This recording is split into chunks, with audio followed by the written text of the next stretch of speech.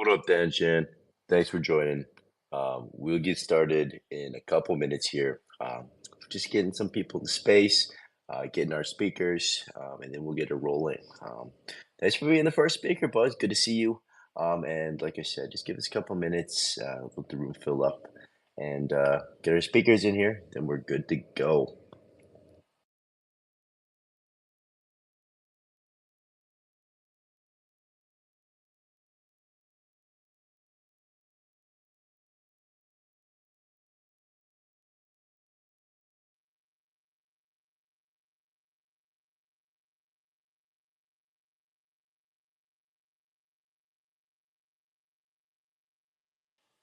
Hey, testing, testing. Yo, William, you sound good, bud. GM, bud. Thanks for joining up. Cynthia, GM, buddy, how are you doing? GM, Alex. Hi, William. Good morning, guys. For me, actually, it is morning, 1 o'clock in the morning. Jeez Louise, thanks for joining up, bud. I always appreciate you getting up early for our spaces, man. I really do appreciate it. Bill, good morning, buddy. How are you doing? GM. GM. Hey, how are you? I'm doing well, bud. Thanks for joining our space today. We're just getting the rest of our speakers up here, and then we get started. Everybody else, in the meantime, too, if you don't mind, just throwing us a like, hitting a retweet, getting some more people in here. I'd really love to blow this space up today. I think we got a really interesting topic, and we got some really great speakers to talk about it with us. So if you guys want to go hit that retweet button, get as many people in here as possible. It would make Then go ahead and request that. Yo, I think you've come up. You in, John?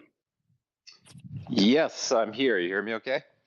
Yes, we got you loud and clear. Awesome. Nice. Okay. So, yeah, we had some major confusion between Questbook and Arbitrum. They were invited to our space. Then they created their own space. And then we clarified with them that the space was already organized and hosted over here. And they said, yep, okay, we'll definitely be there. But I have yet to see Questbook or Arbitrum in here. So we are at the whim of their mercy. Or the mercy of their whim. So let's see. Hopefully they get in here soon. Yeah. So what's been going on with you these days, John? Oh, just keep working on all these fun things and took a little break yesterday for the holiday and just back at it today. Nice. You go watch some fireworks? I actually didn't see any fireworks, but I had a nice kind of quiet day yesterday. Okay. Are you in Canada? I seem to remember you being in. No, you're not in Canada, are you? That was. I think you're thinking of Michael. Yes. Okay. So it was proper Independence Day for you yesterday. Yes, I am not a Canadian. But you're nice. You're a nice guy. You could be mistaken for Canadian. I'm not that nice. I guess I don't know you that well yet. Nice. I'm born in Canada, but I'm American, and I haven't lived in America for like 23 years. So, yeah, I'm just a big mix myself. Very cool. Yeah, so I still celebrated though. Had a couple of beers, woke up with a sore head. But yeah, we're off to the races here today. Been a busy man. And this is going to cap off my evening, so I'm really looking forward to it. Still no sign from Arbitrum or Questbook. So yeah, I don't know. I mean, we can jump in and go over the main topic, which is going to be our Fox today. And if Questbook and or Arbitrum make it in, then we'll happily have them up on stage and let them speak their piece. But realistically, this is all about our Fox today. It's what the whole week has been about. So what do you say we kick it off, John? Yeah, sure. Sounds good to me. Okay, fantastic. So yeah, thanks again, everybody who's joined in so far. Really looking forward to this space. A couple of weeks ago when H. Payne told me about RFox, I was like, okay, that sounds interesting. But the more and more I looked into it, the more I realized how cool it is as a staking mechanism. So we're going to dive into what it's all about, how you can participate, and what the rewards are for those who do participate. Before we jump into any of that, I'm going to read my standard disclaimer that none of this is financial or investment advice. Views shared are those of the individual speaker and in no way represent Shapeshift. Discussions are for entertainment and educational purposes only. So, as I mentioned, we're going to be talking about Stake Fox, Earn Rune, and Chill. It's that easy, guys.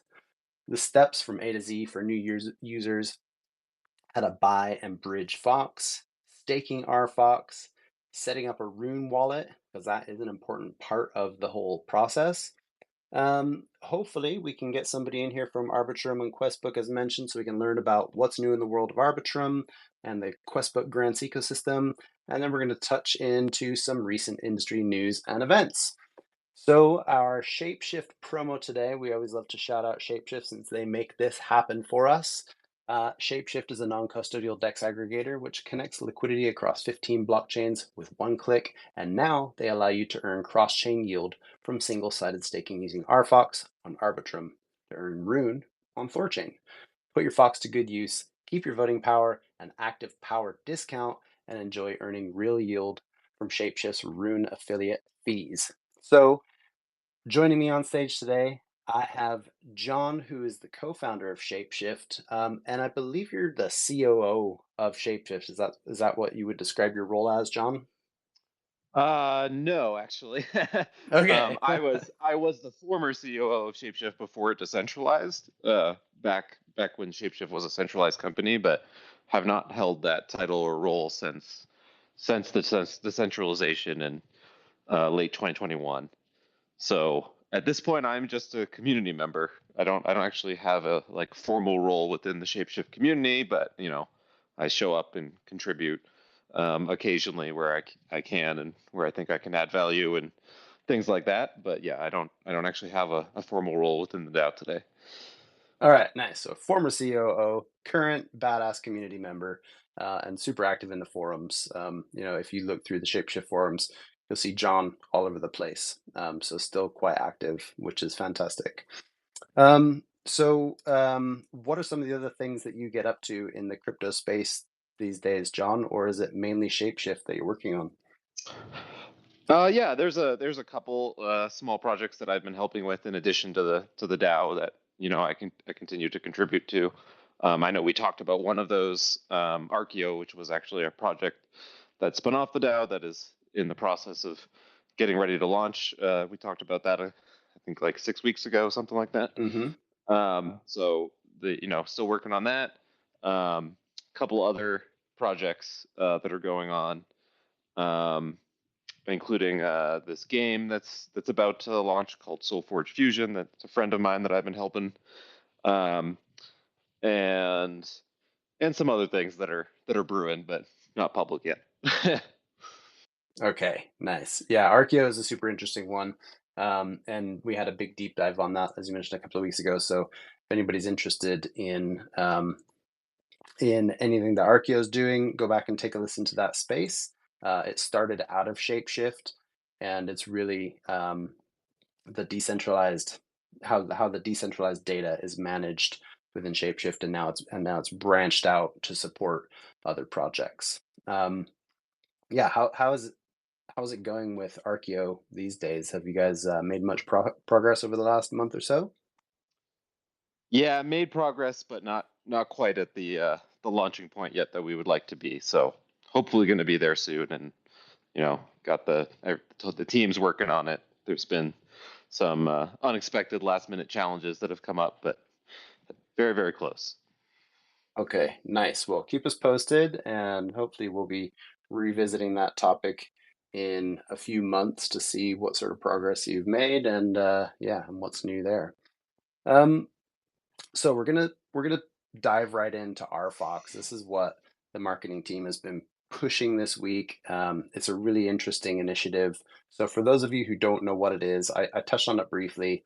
Um, but here's like a high level overview of what it is. RFox is a novel staking mechanism that enables single-sided Fox staking on Arbitrum chain and rewards stakers with rune tokens derived directly from the Shapeshift rune affiliate fees. So every time a Thorchain supported trade happens on Shapeshift, a portion of those fees go directly to RFox stakers.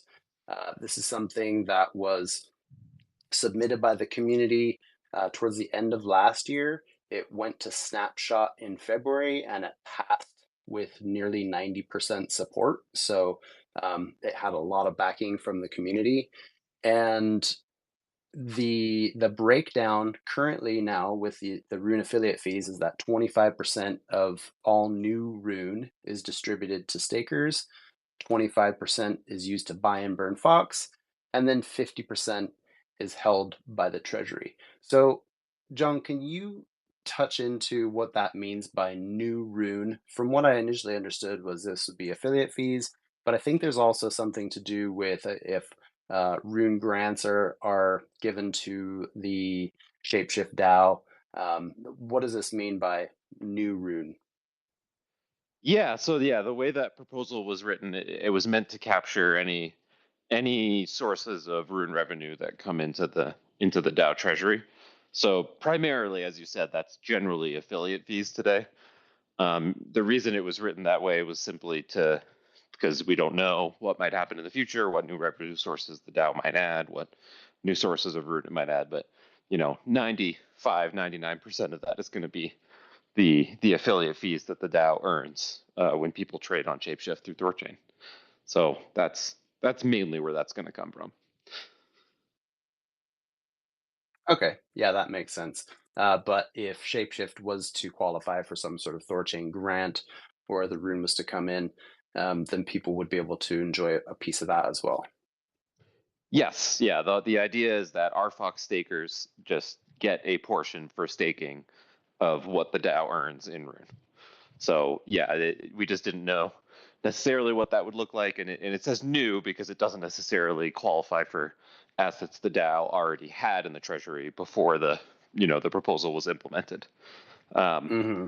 But this creates a really interesting and, in my opinion, fun incentive that the DAO has already started to market and can run interesting campaigns around, because it creates this ecosystem now where our Fox stakers should be incentivized to help bring volume to the DAO, to the product, because everyone benefits when they do, including themselves, including their friends that they get to stake Fox.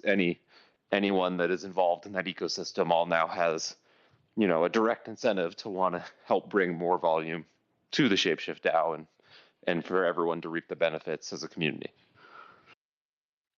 Yeah, that's a good point. Obviously, if you have friends that you want to that are looking for places to trade, or no matter where you're making your trades, if you're staking RFox, it makes sense to make that trade directly on the Shapeshift platform because you will directly benefit from those affiliate fees. Yeah, and even as like a single person who's staking now, I think a fun way to think about it too, and this is just launched, so I'm sure the marketing work stream will have many ideas to play with over time. But because you also get, Fox already gave you discount benefits, so if you hold at least 300,000 Fox right now, you get free trades on Shapeshift regardless, and that also applies for our Fox. So arguably, if you're holding at least now 300,000 RFox or more, or 300,000 Fox staked in RFox specifically, you not only get free trades, but you're actually effectively getting paid to trade. You're actually getting like kickbacks for trading on top of getting free trades. So arguably, there would be no reason you wouldn't want to trade with Shapeshift if you had those holdings at that point. Yeah, that's a great point. So you keep your power discount and you also get incentivized for doing the action. And the thing I like about that, so one of my other projects is in the payments industry, and we're dealing with these interchange fees. Now, so the fee is charged to the merchant no matter what, right? When you look at, say, swapping fees, oftentimes a platform will put a fee on top of that swapping fee, or on top of that swap, and they can reduce that, or they can incentivize by giving some of that into a liquidity pool, lenders, or back to the swappers. And that is all managed by the swapping platform itself. In this case, the swapping platform, Shapeshift, is already giving you free trades by not charging anything to people who hold Fox or are Fox.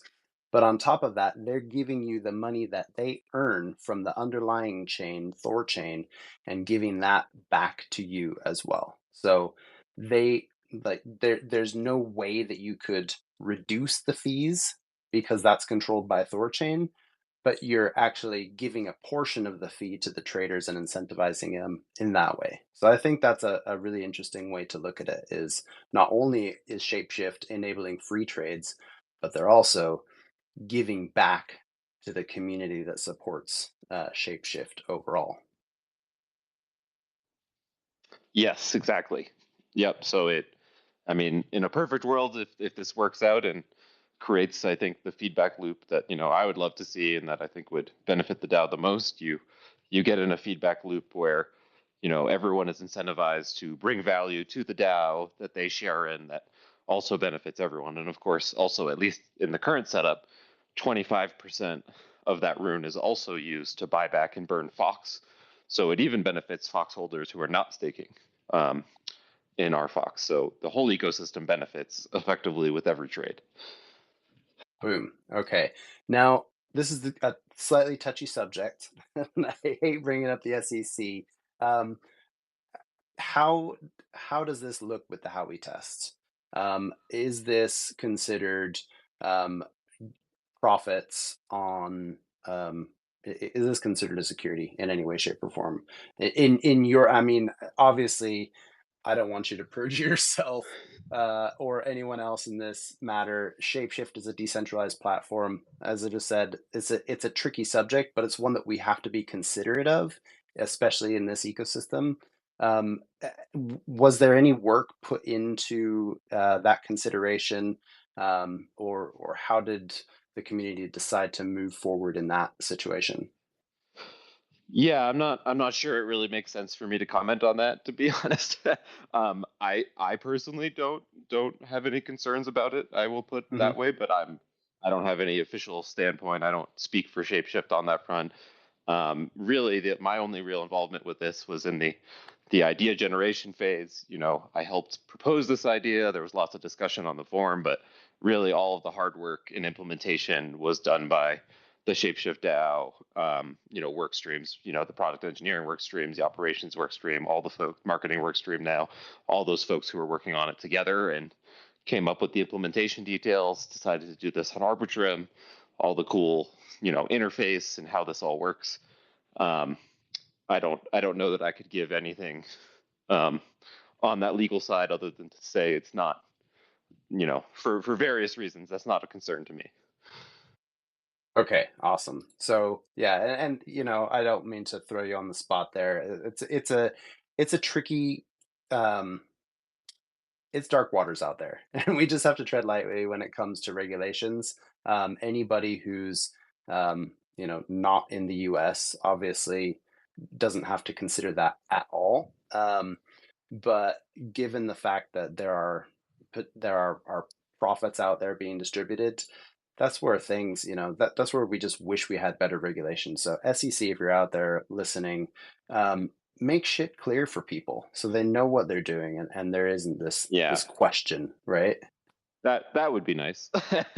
But until we get, as the political winds change, maybe those types of things will get better. I mean, what I will say is that the centralized company Shapeshift had a long engagement and eventually settlement that's public now a couple number of months ago with the SEC, and the SEC had every opportunity to say something or go after Fox, and they specifically did not.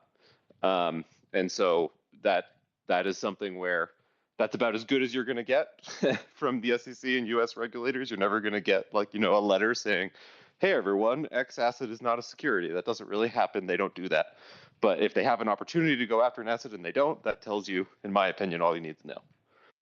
Absolutely. Okay, great. So moving on from that dark subject and moving forward, we've also got Gom in the audience, and he's from the engineering team. So hopefully he can join up on stage.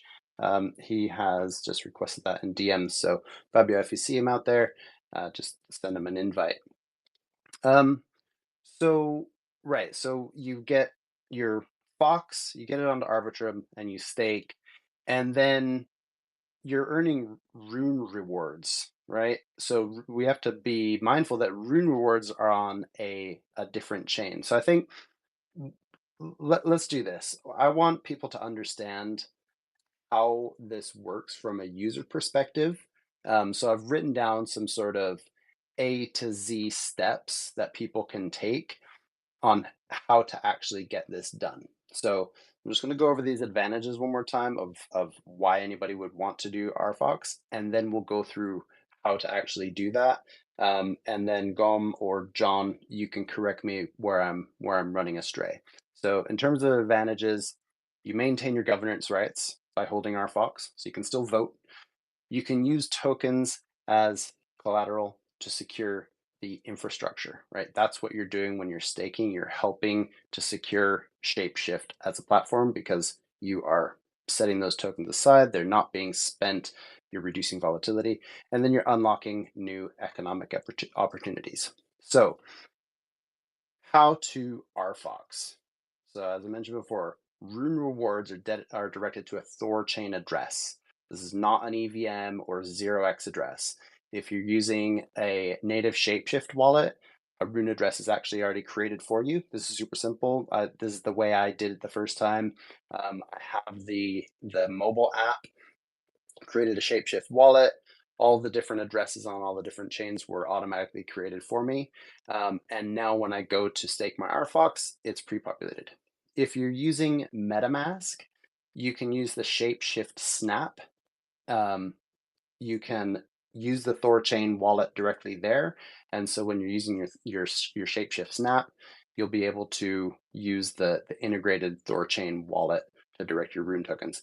If you're using any other wallet besides Shapeshift or besides the native Shapeshift, besides MetaMask or the native Shapeshift wallet, then you'll have to use an existing or new rune address and then enter that manually. So you'll see that quite obviously in the staking interface. You enter how much Fox you want to stake, and then it will ask you to select your rune address. If there's one connected through your native Shapeshift address, your native Shapeshift wallet, that appears there, and it gives you the opportunity to change that as well. One thing I love about that is you can use, say, for example, a multi-sig rune address where you can direct your staking rewards from your hot wallet or your other cold wallet, and then you move those directly over to your rune multi-sig, for example. Does that sound about right, John? Yeah, that's ultimately it's just about having some sort of native Thorchain address that you point to with when you stake. That is where your rune rewards are collected. So that's done very easily, as you mentioned. Like if you just use Shapeshift's native wallet, it's done all for you. Even if you like connect the ledger or you connect MetaMask snaps, as you mentioned, there's many ways to do it. You just got to get a native Thorchain address sometime. And this is really cool in my opinion because it's one of the only ways to earn native rune without some sort of impermanent loss risk.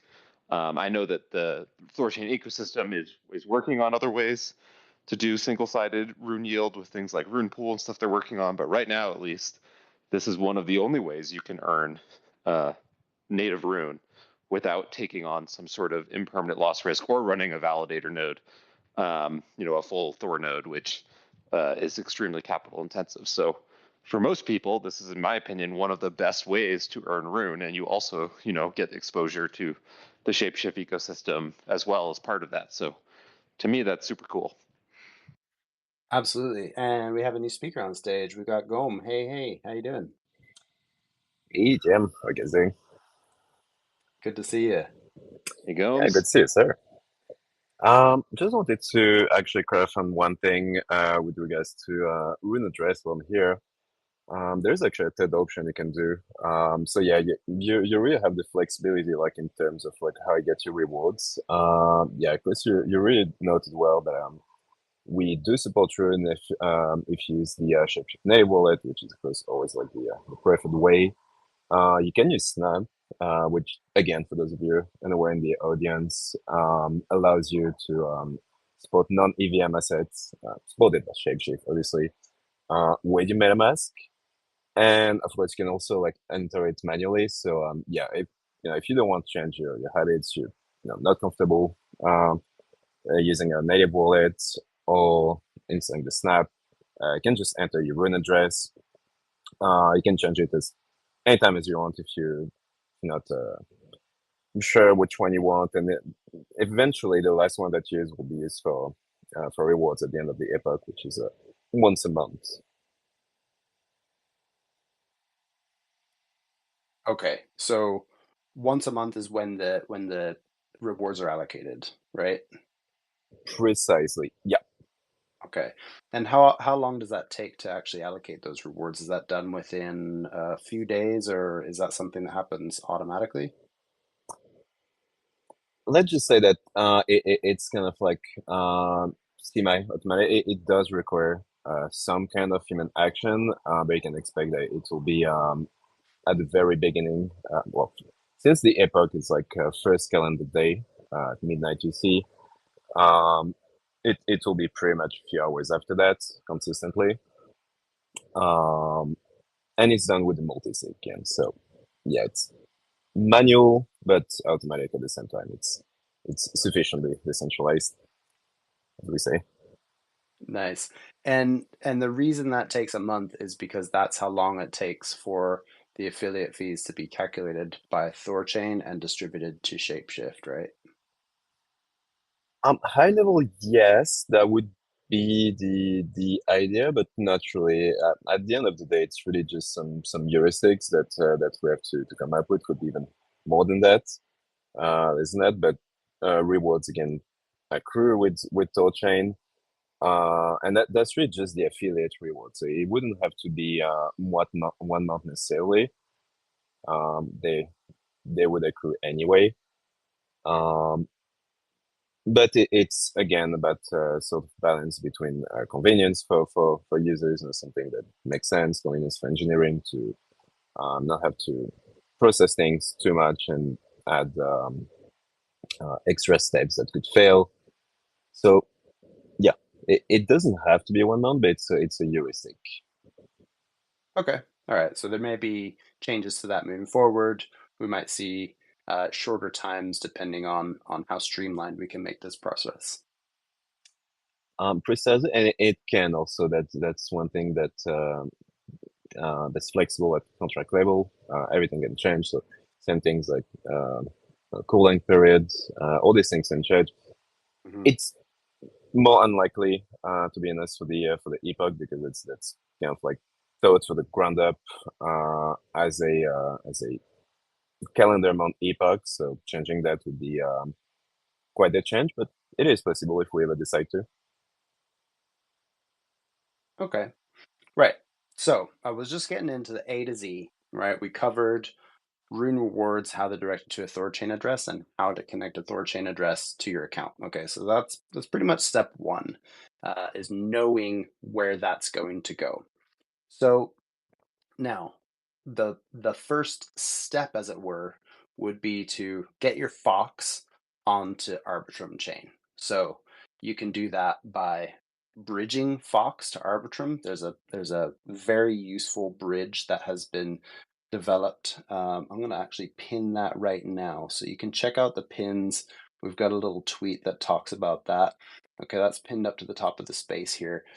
Basically, Shapeshift has built a bridge to Arbitrum directly into the RFox experience to make it simple and easy to start staking.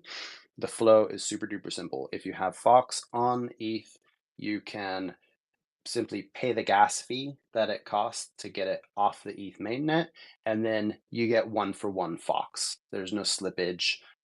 There's no change in price. There's no effect to the amount of Fox that you'll receive on the Arbitrum chain. So that's, if you already have Fox on ETH, check that out. That's the easiest way to get it over to Arbitrum chain. If you don't have Fox on ETH, you can bridge it from any other chain, and there may be some slight slippage there, depending on where you're bringing it from. And then there is the other option, which is to buy Fox directly on Arbitrum chain. So looking at that, buying Fox on Arbitrum chain, there's a couple of different ways you can do it. You can do it straight from your native wallet. So if you have other funds already on Arbitrum, say you have Arb ETH in your Shapeshift wallet or any other wallet, you can connect that wallet to Shapeshift, pop into the trading tab, and just trade that for Fox. Boom, there you go. Then you go to the R Fox tab and you stake. If you don't have any crypto at all, you can buy it directly from the Shapeshift app using a credit card. Be sure that you buy ETH on Arbitrum first, because you're going to need that as your gas fees. Okay, so that's a common thing that people do by accident. I think that was one of the first things I did. I had one token on MetaMask. I was like, sweet, all right, how do I move this stuff around? And then I realized I had to get ETH. Yeah, if you're brand new to crypto and you're looking to take advantage of our Fox, make sure you have some ETH on Arbitrum, because you're going to need that to move stuff around it. The advantage of being on Arbitrum is that it's super gas efficient. It's one of the most gas efficient chains out there because it's an L2. So trades, swaps, purchases, moving tokens around, that will be very cheap compared to moving around on mainnet. So instead of being dollars, it will be pennies. Okay, so connect your credit card. There are some, depending on your region, there are some options that don't require KYC. So you can do that, connect, buy your ETH, swap that ETH to Fox. Already mentioned the native bridge, so you can try that out. And then in future, just to mention, that native bridge is also going to support tokens moving both ways, and it will support other chains, as far as I know. Gomes, let's just go to you real quick on the bridge, the technicalities of the bridge. Maybe you can let us know a little bit about how that came about and the roadmap for the bridge as well. Sure. So as it stands right now, the bridge is only enabled for the Fox functionalities. So if you need Fox and Arbitrum, which you will most likely do, coming from mainnet, that's integrated into the Fox feature. So at the moment, today you can bridge from Ethereum to Arbitrum in Fox. That's using the official Arbitrum bridge. So we actually consume the contracts directly. You could bridge on the official Arbitrum bridge UI, which would do pretty much the exact same thing, but we integrate that in Fox. Moving forward, of course, we'd like to do the same thing in Swapper itself. So if you go to Shapeshift, click on Trade, ideally, we'd like to be able to bridge in and out from Arbitrum. That'll be the goal. It's actually working at the moment, but not enabled to users just yet, because there are some little, let's say, product technicalities with Arbitrum Bridge. So if you go from mainnet to Arbitrum, your funds are pretty much there in what, 10 minutes? It can be 15 max, but it's pretty quick. But if you bridge back from Arbitrum to mainnet, it will take 7 days before you can claim your funds, and then you have to actually click claim. So if you use the Arbitrum bridge, that'll be the same thing. They'll tell you, well, great, you just withdrawn. Now, wait 7 days and then come back here and click claim. Obviously, we have to implement that as well if we want things not to be scary for users, because it wouldn't be a good experience to just let you bridge back and then we don't have a right flow for that. So that's kind of like what we're refining at the moment. If you don't want to bridge back from Arbitrum to mainnet, please use the Arbitrum bridge in the meantime. But that's coming soon. Okay, sweet. So you've got your Fox, you got it on ARB. That's pretty much all the hard part done. The rest is so simple, Mm-hmm. it's insane. App.shapeshift.com/rfox, or if you're already on the app, depending on whether you're on the mobile app or the web app, there is on the web app, there's an rfox button on the upper left, and in the mobile app, you just press on the little three dots, and then you'll go straight to the rfox tab. So once you're there, you enter the amount of Fox that you'd like to stake. Double check that your Rune rewards are going to the correct address. We mentioned that earlier in the space. Just double check your Thorchain address. Approve Fox spending. So that's your first on-chain transaction, is approving the Fox spending that allows Shapeshift to actually access your Fox in your wallet. And then the second on-chain transaction is stake. There's a button there that says stake, boom. And that's it. And then you're essentially done. That's it, right? Gomes, John, nothing else beyond that. You just set it and forget it. Yeah. That is pretty much it. Yeah, once you stake, there's nothing more really to do than to get your rune rewards as they accumulate and do whatever you want with them.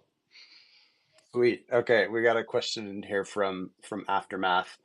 Auto compounding. Now, I'm just gonna venture a guess that auto compounding, that comes down to the rune rewards going into your Thorchain wallet, and then restaking those rewards. I'm not exactly sure what you mean by that, Aftermath. John or Gums, maybe one of you wanna touch on that one and mention whether that's even possible. Yeah, I think I understand what he's asking, which is basically, does the rune rewards themselves like get staked and auto compounded? Mm-hmm. And the answer, at least right now, is no, is my understanding, and that's because there's no way to, unless you're running like a validator node on Thorchain, which is very, very capital intensive. There's no way to get single-sided rune yield right now. You would have to actually LP. You would be taking a permanent loss risk. I don't think Shapeshift would want to do that on behalf of users. You can LP during Shapeshift, so you could always claim your rune rewards every month as they get distributed to you, and you could then LP those if you want to earn further rune through Shapeshift. But that would definitely expose you to impermanent loss, so it's just something you have to be aware of. In the future, once Rune Pool is up and there is a way to single-sided stake Rune and gain Rune yield, in theory, those Rune rewards you could basically claim them every month and stake them that way to earn additional Rune. But right now, the main use case is you stake your Fox and you earn Rune. Very simple. And then you do whatever you want with that Rune. So you get this source of real yield from the DAO's trading affiliate fees, and then you get to do whatever you want with it. Okay, nice. Good question, Aftermath. Keep them coming. Actually, Aftermath, you're one of my favorite questions askers. For every space we have started a thread now in the Discord. So if that's your bag, if you like asking questions on these, but you don't actually want to come on stage, go in and find I'm just going to find that channel right now, just so I can direct people. There's a channel called Event Threads under Marketing and Growth, and there will be a thread for each different space. You can just chuck your questions in there, and we'll try and get to them on stage.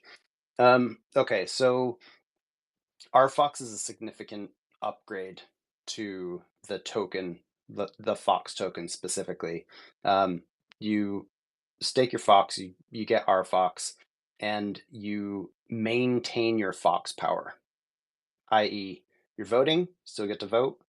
Your trades, you still get free trades. On top of that, you're also then getting a portion of those affiliate fees. Beyond that, how is this a novel approach and a novel upgrade for the Fox tokenomics?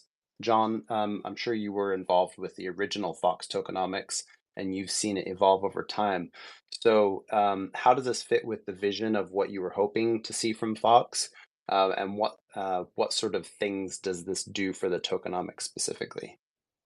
Yeah, I mean, in my opinion, this is probably the biggest tokenomics upgrade that Fox has gotten in its history. So, Fox has always had governance power. It did get the upgrade to when the DAO enabled fees. It got the upgrade to allow people to get discounts on those fees by holding, an amount of Fox. Right now, that's again 300,000 Fox. But now you have this ability to actually earn native Rune, get real yield on your Fox that is not inflationary. So, a lot of token based yield tends to be inflationary, emitting of more tokens. Fox is a fixed supply token. It cannot be inflated. And when you're earning Rune here, it's actually having the opposite effect because of the burn mechanism. It's actually turning Fox to become at least slightly and maybe significantly deflationary, depending on how the cycle and the markets go and how much volume is generated over time. So to me, it's a very big upgrade, but importantly too, it's also, I view RFox as a kind of foundational upgrade for Fox, meaning that other things can easily be built on top of it. So that's already started to happen within the community. So if anyone in the community has ideas of additional things to kind of add on to this base layer, that's a great proposal or discussion to have in the forums. So like I know the tokenomics workstream leader, Prof, is in the audience, has already put up a proposal that just recently passed to add a new bucket for RFox that doesn't have any allocation yet, but is being discussed so that, like, for example, RFox will be able to reward Fox ETH LP stakers as well and have them earn native Rune, which is very cool. But there's all sorts of other things that can be built on top of this foundation now, in my opinion. Other buckets that people haven't discussed, differing opinions on how these allocations should go, what are the best ways to use this system to incentivize more volume, to bring more value to the entire ecosystem and everyone involved. It's kind of a wide open green field. So now, I think that's the other important aspect of RFox, is that ultimately this reward distribution is all up to governance. It's all up to the community. So the community can make votes to change these buckets, to add new buckets, to reallocate among the buckets. And then there's all sorts of, I think, fun ideas that could be built on top of that. But I think it's a really great example of a truly community-driven tokenomics upgrade of, this was proposed not necessarily by any specific person with a formal role in the DAO. It was, debated among the community. It was passed. Now there's another community proposal that's already been passed, as I just mentioned, to add on top of that. I'm sure there will be more. So it's really up to the community to see how this evolves. But I think it's a really great foundation for Fox and Fox tokenomics to just keep evolving and getting better. So I'm really excited to see how this initial implementation goes and what things get added on in the future.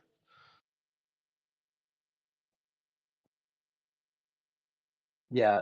So in terms of tokenomics in general, when I started reading through this and realizing that the full implications of what it was, I was actually floored, because so often you get your tokens. Say that's a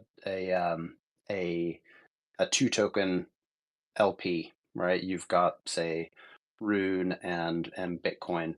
You are open to impermanent loss, but you're also earning the token from one of those chains. Let's use a different example, one that doesn't have to do so on Shapeshift. Your liquidity positions typically always involve Rune. In other ecosystems, they're rewarding you with a token that becomes inflationary over time, because they're sending out more of that token, and it increases the sell pressure on that specific token. So on your native chain, or on your native token ecosystem, you're earning more of that token. You're then able to then sell more of that token, which is just dumping on the ecosystem. And this is where our Fox is different, because you're rewarding a token from a totally separate chain. So it's helping the ecosystem by bringing in more trades, and then it's helping the token by not adding into that sell pressure. So people are accumulating more Fox over time to accumulate more Rune, and they're not selling any Fox. I think that's the really the power move from my perspective. I think that's something that really just opened my eyes to the whole RFox ideal. So yeah, fantastic tokenomics upgrade. Right. So let's see, where were we in our agenda here? We were talking about okay, tokenomics upgrades. One of the things that we mentioned, that you mentioned, John, specifically, was that this is open to change over time. There have already been some new proposals out there defining new buckets. So that's coming in from Prof. Now, I've also heard that potentially this could open up um, to other chains. Are there other affiliate fees that are being earned from other chains at all? Will people be able to earn anything other than Rune in the long term? Yeah, I mean, again, that's again kind of open to the community and depends on, someone making a proposal and doing that. I mean, the Shapeshift does earn other affiliate fees, although they're not as material or significant today as the Thorchain fees, but they could be from when people make, any sort of ETH trade through one of the other aggregators. Most of those pay Shapeshift some sort of affiliate fee. So in theory, you could, there could be a proposal to upgrade this and add it so you could actually earn, multiple assets. Maybe there's a world where in the long term, RFox is going really well and the community wants to turn this on such that you can earn both Rune and ETH, for example. Maybe on any sort of Ethereum based trades, you also get a portion of those ETH rewards or something. But the same concept could be applied such that, that's entirely up to the community. But the cool part, I think the fundamental part of RFox that I, would love to see, expanded upon to what you're saying is just that it's all, as you explained, it's all real yield, meaning it's not inflationary yield. It's not from emitting more Fox to create yield. Um, it's all based on trading activity that actually happens on the platform. That yield is accrued by the DAO, and then a portion of that is given out to the RFox stakers. So um, it creates a very sustainable tokenomic model. And yeah, there's no reason you couldn't add additional other assets and networks based on other revenue streams that the DAO may have. Yeah, I love that. So, in theory, we could be enabling fees from all the swaps that happen on the Shapeshift platform.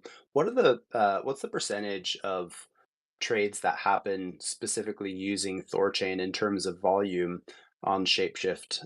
Is it a majority that are Thorchain trades? That's a great question, and I don't have that data. Someone like PTT or Prof in the audience would probably know that better than me. But I think, from my understanding, the majority of the fee generating trades are Thorchain today. But I'm sure that depends on the day and the markets and who's deciding to trade what. But yeah, that's my understanding.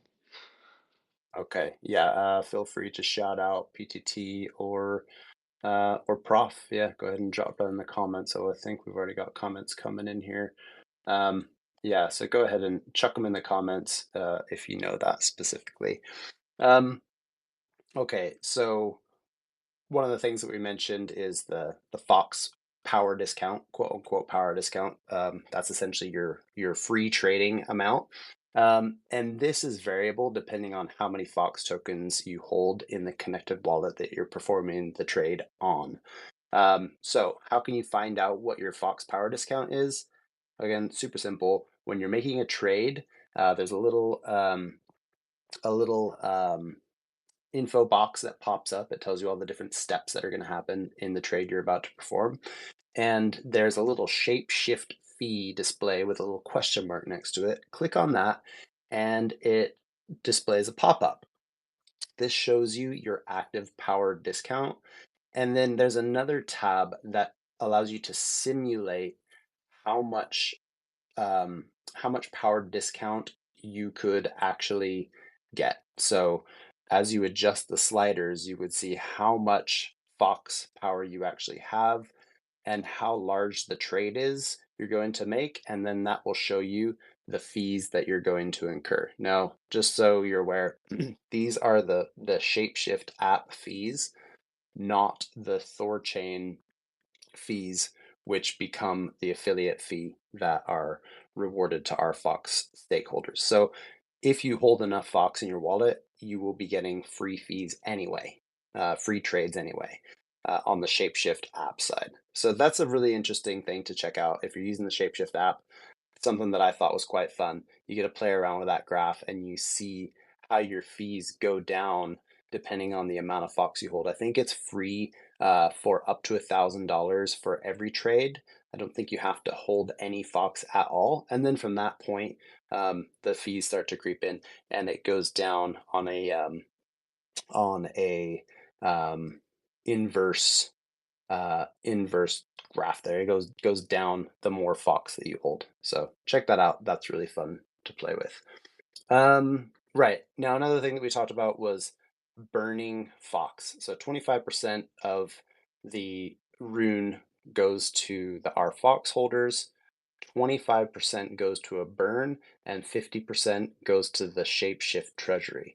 So, Goms, maybe you can actually touch on this one with the burn. How was that implemented? And then is that also something that happens once a month? Is that a very manual process? And how does that work in practice? So the burn, I think it's more a mechanism that John may be able to touch on. But yeah, the actual rewards, let's say, distribution is a semi-manual process. So how that works is there is a pretty much a hot wallet that will be dedicated for that every month. This hot wallet receive funds from multi-sign, multi-sig, and then eventually will dispatch rewards. It is multi-sig as well. And it has to be initiated by humans, plural, obviously. And yeah, that's inherently a manual process for now because we're talking different chains, right? So every time there is kind of like a bridge of sorts, even well, EVM may be different sometimes with most bridges. Really do include some element of semi-centralization has to be done. But yeah, with the multi-sig, we really try to be as decentralized as possible, despite the limitations. And so that's why there is this manual multi-sig process at the first day of every calendar month. Yeah, exactly. Yeah, my understanding is basically that the 25% of that accrued rune will be used to just buy Fox off the market and then burn it every month as part of the rewards process. So exactly, where that Fox is bought from is up to the DAO overall. I think probably the standard would probably just be to use the streaming swap feature built right into Thorchain. Since there is Fox liquidity on Thorchain, it's probably the easiest thing is to just buy Fox straight off of Thorchain using Rune and then perform the burn. But in theory, that could be directed in other ways. That's another thing that could be discussed and talked about. Since burning is actually a form of, or buying and burning in this sense, is in my opinion actually a form of helping with liquidity on various chains for Fox. It could be directed at a certain pool too. So like if the DAO wanted to, for example, add more liquidity to the Fox ETH pool on Arbitrum, one thing they could do is just take that burn every month, sell the rune for like some other asset um on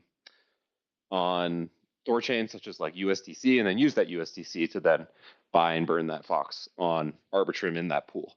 I think the standard will probably be to just use the streaming feature on Thorchain to just directly buy and burn Fox. That's probably the easiest for the multi-sig signers. But again, that could be something discussed in the community of effectively aiming that burn at certain protocols or certain networks in order to help add liquidity to certain pools if people want that to happen.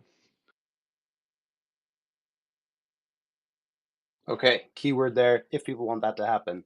And as aftermath questions in there in the comments, can anyone get involved with what they want to see happen at Shapeshift?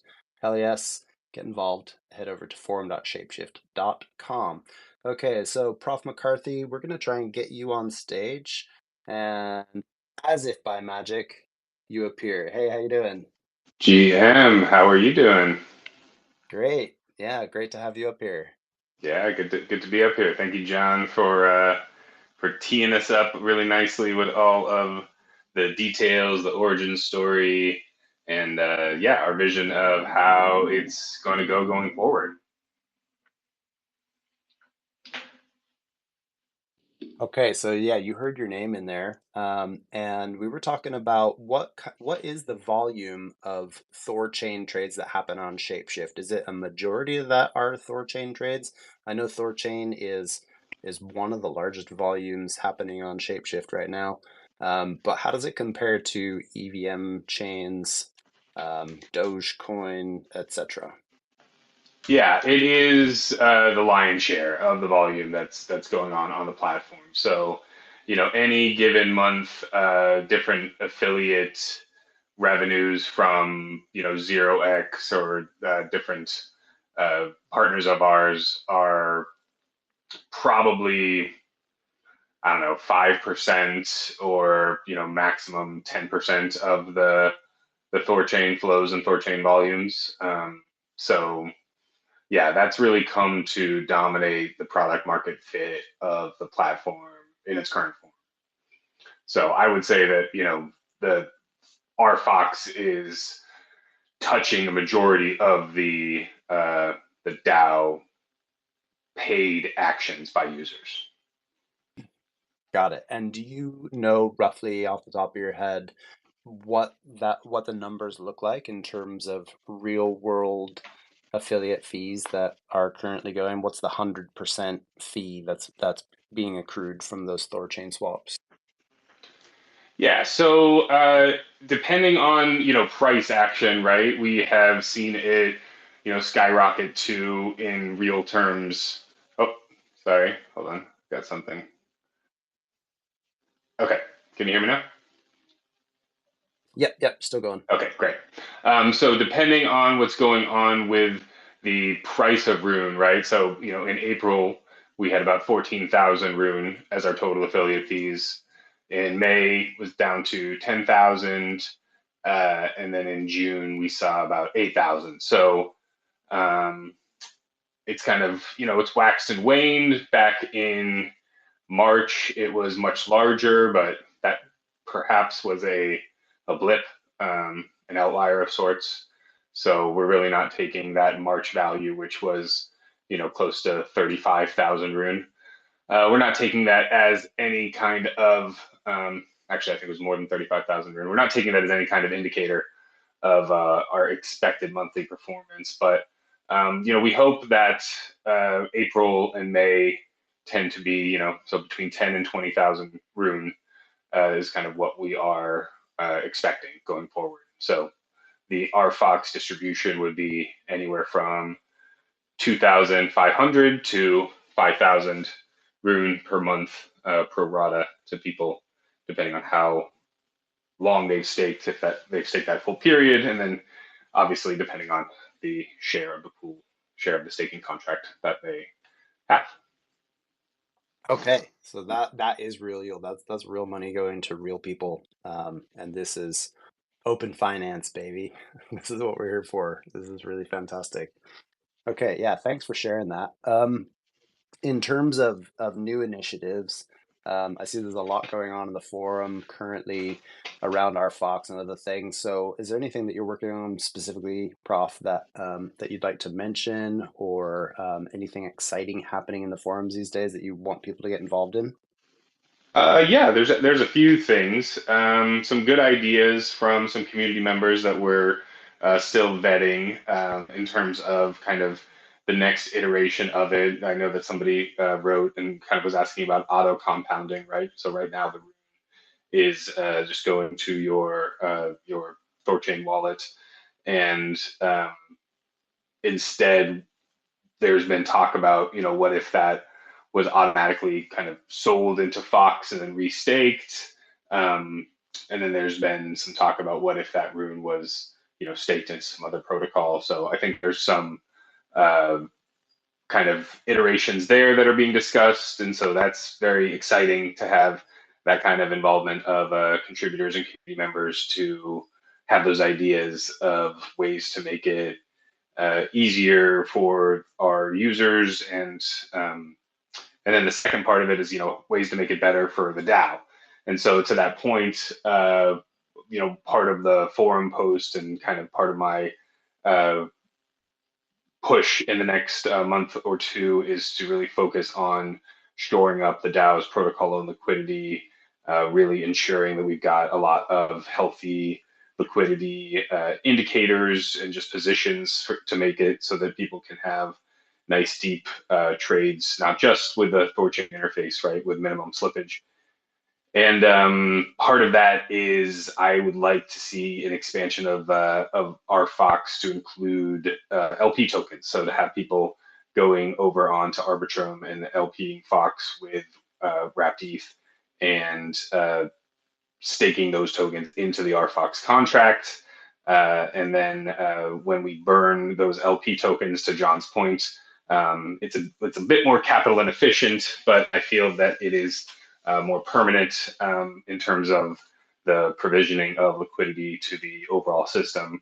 And then once we get that in place, then to John's point, we can also start to really direct the liquidity that we're trying to incentivize, both in terms of pools and different chains and things like that. So yeah, I think that there's a focus and kind of a shift towards away from renting liquidity and into owning liquidity, and kind of having the DAO be more of its own bearer of its financial soundness, rather than hoping that the market will keep continuing with its largesse or inertia or whatever the case may be.